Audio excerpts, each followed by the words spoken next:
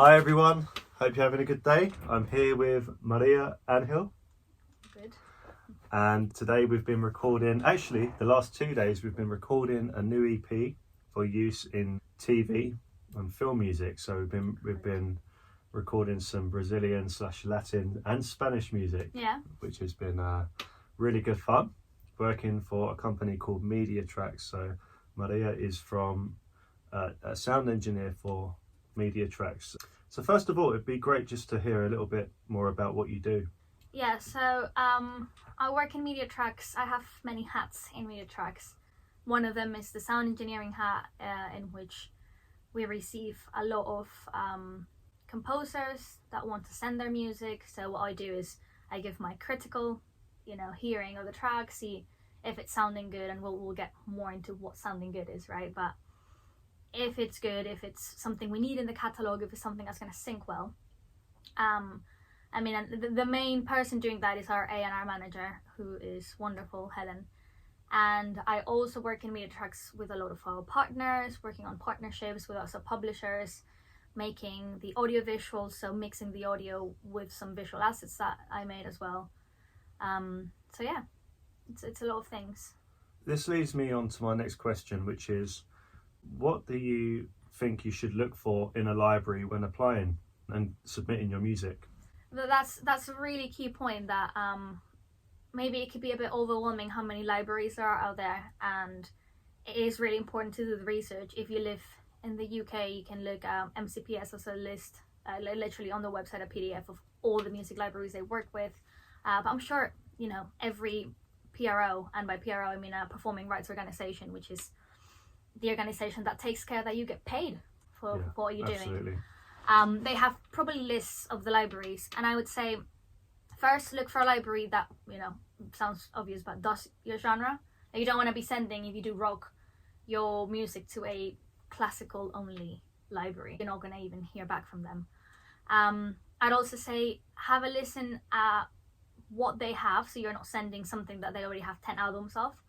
But if you do your research, and by research I mean watch TV, listen to radio, what is playing, what's the genre, what's the things that are getting synced, you can start to get an idea of how to make your music syncable.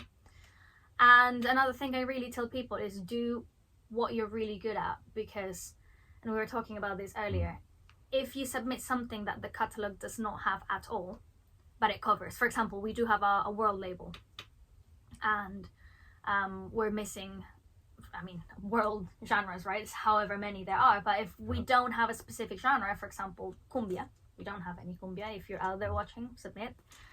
You can think, all right, well, these people cover these genres and they don't have this. Maybe I'm going to send them this proposal for a cumbia album. That's going to, guarantee that at least you're getting their attention. Yeah, I think this validates the point as well, that it's not always about what everyone else is writing.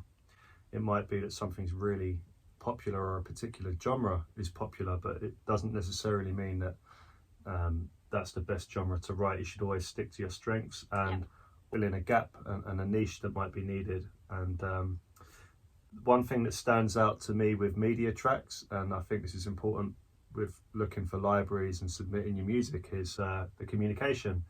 So communication is key. The relationship you build with that library, as if someone just downloads your track and disappears without offering a contract, then you know to avoid them. But get a contract. And always being able to speak with that person in person, whether it's over Zoom or meeting up as well. That's quite important to build that relationship in terms of getting to know who you're talking to, your name, email, that kind of thing. And another thing I wanted to touch upon today is being a session musician, and what you look for in a session musician when you're hiring them or working with them. For example, we've been working together for 2 days, and there can be obstacles sometimes in the session world where it doesn't always run completely smoothly. Sometimes there might be technical obstacles. You have to think on your feet, and just in terms of skills that enable you to ensure a smooth running of a session, what would you look for in a session musician? So I think for a session musician that's coming to the studio, well, the first thing and this applies to everything in life, is just be punctual, be on time, because studio time costs money. But as Dan was saying, you can think, oh, but I have like 4 hours to record that guitar, it's easy. You can have technical issues. They can be a power off. You know, you can lose your tracks and you have to start again, or something's not flowing in the recording, so just be on time. Second, if you have a chance to, if you're just going to record a part of the piece, ask for a demo, ask for a bounce, familiarize yourself with the track, because it can be a lot, like, overwhelming getting there and you have a couple of hours and you're listening to the music for the first time. Oh wait, let me see some ideas. And we all know that as creatives we might have a million ideas before we go with the final draft, right? Like we've picked finally. So if you can listen to them, get a bit of references of what they want, be prepared. In terms of skills, I'd say like reading, and I mean, if you can read like a score, like sheet music, I mean, incredible. If you're going to be given that to play right away, then I mean, you have to read pretty well to have like a first sight reading. But I think mostly in non-classical academical music, you know, read like a tab, read the chords, be able to, if you're going to do, I don't know, guitar and bass, be able to be given, you know, all the chords, all the signs and the way that we speak as musicians, you know.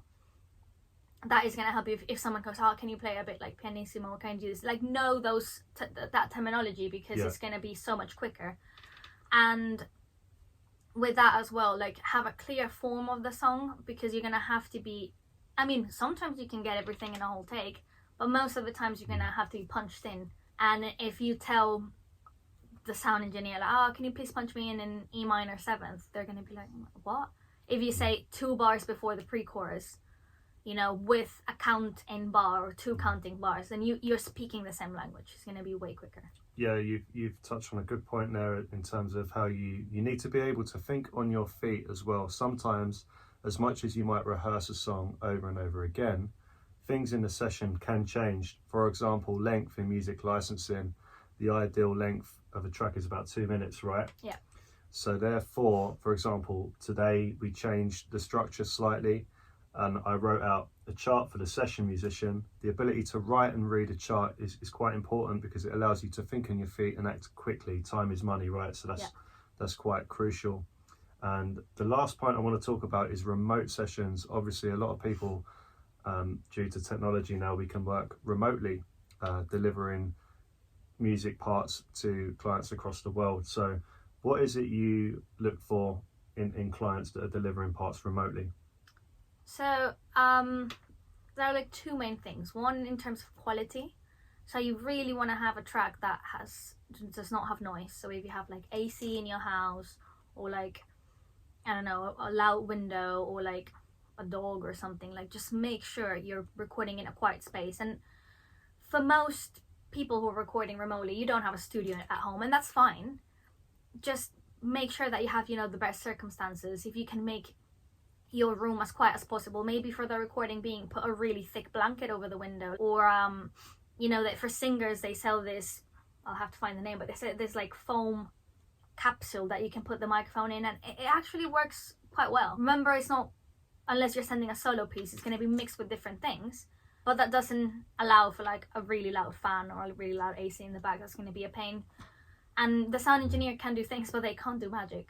So that's one thing. And then in terms of like, you know, technicalities that make everyone's life easier, if you're just playing, I don't know, in the chorus or in the outro, or like in certain bars, don't bounce from where you're just playing, because then the editor or the sound engineer is going to go crazy being like, where is this coming? Especially, maybe it's a track that is not recorded with clicks, which would be quite strange for a remote recording, but could happen. That is really hard to like find the spot. Just, if you get the session, if you get, you know, the bounce that you're recording on top, bounce from 0, bounce from the start.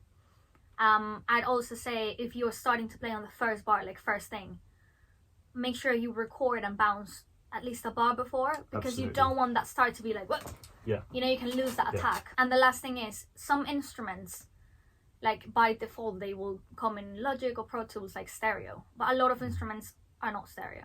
So as a sound engineer, if I get given like a line guitar in stereo, I'm like, really. Yeah. It's not stereo, it is mono, and it's gonna make me have to duplicate the track, delete, bounce, like do such extra steps that I just think, if it's mono, it's mono. If it's stereo, stereo. If you have any doubts, a really good tip is, if you as a performer, when you play your instrument, you hear different things in your left and your right ear. Like a piano, you hear the lower here, you hear the higher. A drummer, it's stereo. If you're playing, I don't know, the flute, you're gonna hear the same. A bit louder here because you have the flute here, but it's basically the same. So that's a trick to know if it's mono or stereo. Yeah, and what I would say, again, just exaggerating that point, make sure you bounce from 0, even if you've got a specific point in that track that you're playing. It just saves so much time just to be able to drag that into your session without any editing or anything like that. Just drag and drop and off you go. Remember, time is money. Make sure you bounce from 0. And also, again, touching on that point about, if you're going to be playing a guitar, don't bounce it as a stereo file. And one thing I would say as well, if you're delivering a remote session, beware of the time zone. If you've got someone across the world and it's 3 in the morning, they're not going to appreciate being emailed at that point. So that's another thing to be aware of. And I'd say definitely just also going that extra mile sometimes. Usually you don't want too many effects, right? If you have a track that's delivered to you with loads of reverb, it's not about your own taste, it's about what's needed for the project, and you'll know what's best for the project, right? And the client. Yeah, you can send both. Appreciate sometimes, like, obviously you have your equipment, you have the pedals, and you know the sound you want.